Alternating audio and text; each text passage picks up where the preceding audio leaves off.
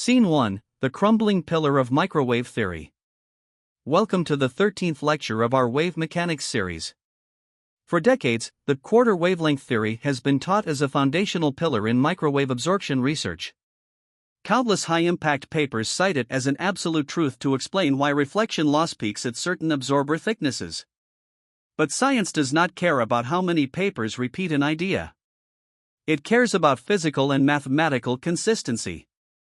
In this lecture, we will demonstrate that the quarter-wavelength model is a deeply flawed, inaccurate theory that should be permanently replaced by the inverse relationship between frequency and film thickness, a relationship built on the solid, uncompromising foundation of transmission line theory. Scene 2, The Critical Misconception, Material Resonance versus Device Interfaces. Why is the quarter-wavelength theory fundamentally flawed? The fatal error lies in its starting premise. Even though the formula includes film thickness d as a variable, the theory still treats the absorber film as a bulk material rather than an electromagnetic device. It attributes the absorption peaks to the resonance of the material itself. By confusing film with material, the quarter-wavelength theory inevitably overlooks the critical phase effects at the interfaces. In our earlier publication in Physica Scripta, 2022, Part 2, we mathematically verified that this neglect leads to self-contradictory and incorrect results. In reality, a thin film is an electromagnetic cavity. To understand its absorption behavior, one must consider the phase shift upon reflection at the front and back boundaries.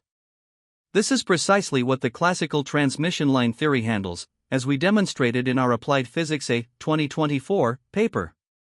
Scene 3, The Mathematical Beauty of the Inverse Relationship. Now, let us examine the rigorous proof of the inverse relationship, published in Materials Chemistry and Physics, 2022, Part 3. Let us consider a scenario where the relative permittivity and permeability of the film are constant, independent of frequency. According to Formula 1 in our paper, the front interface reflection coefficient Rm is a constant. Under these conditions, the magnitude of the film reflection coefficient RL remains constant along the inverse curve of film thickness and frequency. That is, the product of frequency nu and film thickness d is a constant, nu d equals constant. Along this curve, RL is exactly equal. Figure 1 of our paper provides the ultimate proof. The peaks of RL do not merely line up arbitrarily, they fall precisely on this inverse curve.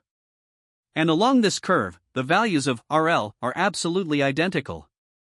Even the metal-backed interface reflection, R2, has its peak values falling on another perfect inverse curve, with equal R2 values throughout. Scene 4, Beyond Peaks, the family of inverse curves and dispersive reality.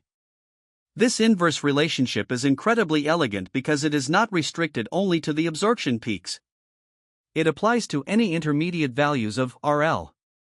Any value of RL forms its own family of inverse curves on the frequency-thickness plane. Why then, in actual experiments, do the peak RL values along the inverse curve not appear perfectly equal? The reason is simple: real materials exhibit dispersion, their permittivity and permeability are functions of frequency. However, when these parameters are relatively insensitive to frequency within a given band, the inverse relationship between film thickness and frequency holds as an excellent approximation. The inverse relationship is built on the rock-solid foundation of transmission line theory, with clear, mathematically defined applicable conditions. In contrast, the quarter-wavelength theory is a flawed approximation that ignores interfacial phase effects and should be retired from scientific textbooks. We call upon the scientific community to abandon this historical error, embrace the rigorous physics of wave interference, and replace the flawed quarter-wavelength model with the correct, mathematically beautiful inverse relationship.